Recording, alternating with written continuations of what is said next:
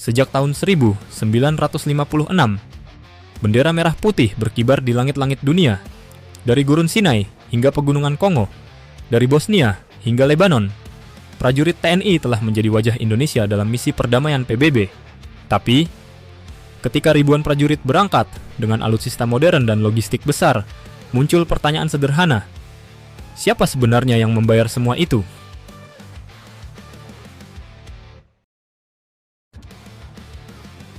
Jejak panjang Garuda di dunia. Kontingen Garuda atau Indobat bukan hal baru. Dari era pasca kolonial, Indonesia menjadi pionir Asia dalam operasi penjaga perdamaian. Di Bosnia, pasukan TNI menjaga zona demilitarisasi. Di Kongo, prajurit kita beroperasi di wilayah konflik bersenjata berat. Dan di Lebanon, TNI tetap jadi tulang punggung sektor timur UNIFIL hingga hari ini. Kini, muncul kabar baru.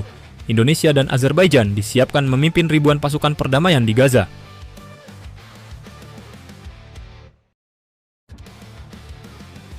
Mesin besar bernama PBB. Setiap operasi perdamaian PBB adalah mesin logistik raksasa. Mandatnya ditetapkan Dewan Keamanan, tapi sumber dananya berasal dari seluruh negara anggota. Semua negara membayar iuran assessed contribution sesuai kemampuan ekonominya.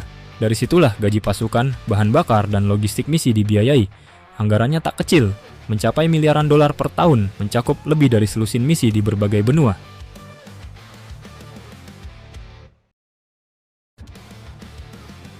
Skema bayar balik. Lalu bagaimana dengan pasukan dari negara seperti Indonesia? Disinilah sistem reimbursement berjalan. PBB tidak memberi uang muka, tapi setelah pasukan dikerahkan, setiap prajurit mendapatkan biaya penggantian standar, sekitar 1.300 hingga 1.400 dolar Amerika Serikat per bulan yang dibayarkan PBB ke pemerintah, bukan ke individu. Selain itu, ada skema Contingent Owned Equipment atau COE. Semua kendaraan lapis baja, truk, radio, senjata, bahkan dapur lapangan, dihitung satu persatu dalam perjanjian resmi bernama Memorandum of Understanding. Setelah diverifikasi di lapangan, PBB mengganti biaya pemakaian dan pemeliharaannya lewat skema ini.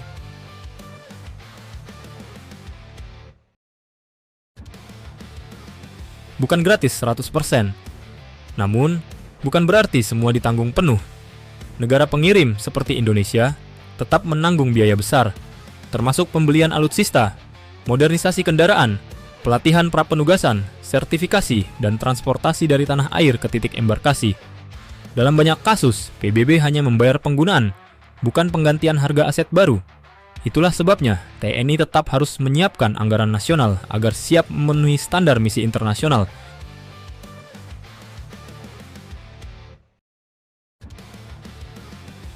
Fakta angka di balik misi. Laporan Sekretariat PBB menunjukkan nilai reimbursement untuk seluruh pasukan dan peralatan di dunia mencapai sekitar 3 miliar dolar Amerika per tahun. Sedangkan total anggaran operasi penjaga perdamaian mendekati 7 miliar dolar. Angka yang besar, namun tidak cukup untuk mengganti seluruh investasi nasional. Karena itu, setiap negara harus menilai ulang seberapa jauh ia sanggup menanggung beban sendiri demi reputasi di dunia internasional.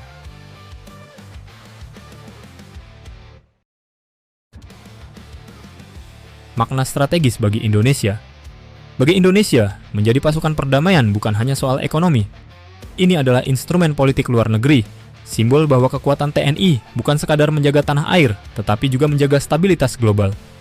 Pengalaman di misi PBB menambah jam terbang, interoperabilitas, dan kepercayaan internasional terhadap TNI. Namun, itu semua tetap membutuhkan perencanaan fiskal yang matang. Karena diplomasi yang kuat tak mungkin berdiri tanpa pondasi anggaran yang realistis.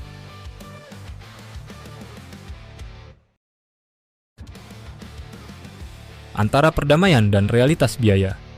Jadi ketika nanti ribuan prajurit Garuda berangkat ke Gaza, membawa lambang PBB di lengan kanan dan merah putih di dada kiri, ingatlah, misi itu adalah kolaborasi dunia, namun biaya dan pengorbanan di dalamnya tetap nyata.